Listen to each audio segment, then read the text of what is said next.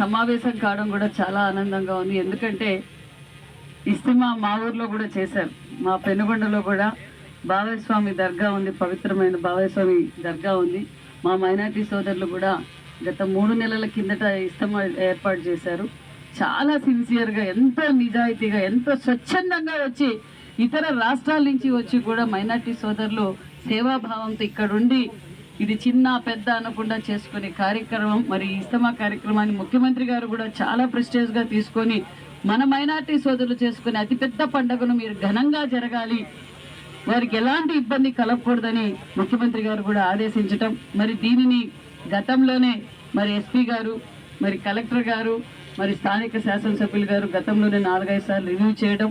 మరి ఈ కార్యక్రమానికి స్వయాన మా పెద్దలు, మా తండ్రి గారితో సమానులైన మైనార్టీ వెల్ఫేర్ శాఖ మంత్రి గారు ఫరూక్ గారు కూడా గతంలో ఇక్కడికి వచ్చారు. నాతో కూడా 3-4 సార్లు మాట్లాడారు. మరి వారికి కూడా నమస్కారాలు తెలియజేస్తూ, అదేవిధంగా స్థానిక శాసనసభ్యులు గారు, మరి బీటెక్ రవి గారు, మరి మన మైనార్టీ కమిటీ వరకు, మరి అధికారులందరికీ, మరి ముఖ్యంగా ఈ ప్రోగ్రామ్ని సక్సెస్ చేయాల్సిన బాధ్యత మనందరిదే ఉంది.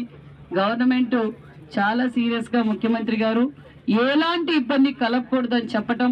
ముఖ్యంగా మన అదృష్టం ఏంటంటే కమలాపురంలో ఆల్రెడీ మహానాడు చేశాం, భారీ ఎత్తున బాగా సక్సెస్ చేశాం.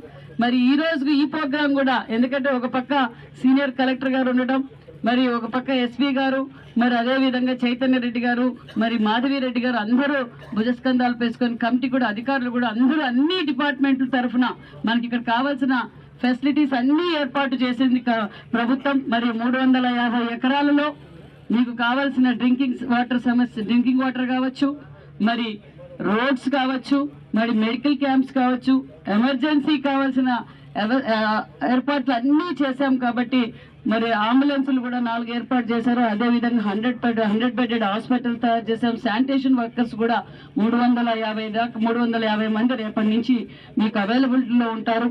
మరి మీరు అడిగిన బస్సు సౌకర్యాలు కూడా ఏర్పాటు చేశాం. మీకు ఇంకా ఏదైనా కావాలన్నా కూడా స్పెషల్ ఆఫీసర్గా కలెక్టర్ గారు, మరి ఒక ఆర్డీఓని, ఒక డిఎస్పీ గారు కూడా ఇక్కడే ఉంటారు. అధికారులందరూ అలర్ట్గా ఉంటాం. ఎందుకంటే మైనార్టీలను గౌరవించే ప్రభుత్వం, కూటమి ప్రభుత్వం, మాన్యశ్రీ ముఖ్యమంత్రి చంద్రబాబు నాయుడు గారు అనే విషయం కూడా తెలియజేస్తున్నాం.